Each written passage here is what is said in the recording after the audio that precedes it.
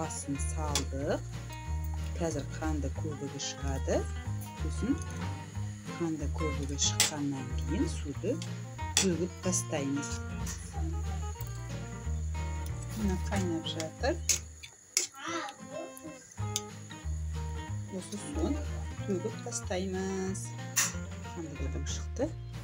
Суын төктік. Осылай қазір шай жіберіп қайнаған суға саламыз. Мінекей балығымызды жуып қайнаған суға салдым. Әбден қайнатып пісіреміз. Әбден піскеннен кейін ары қарата картопымызды, морковымызды, шуамызды қалаған дәмдеуіштердің басына картоп, шуа, морков, картопымызды турап саламыз.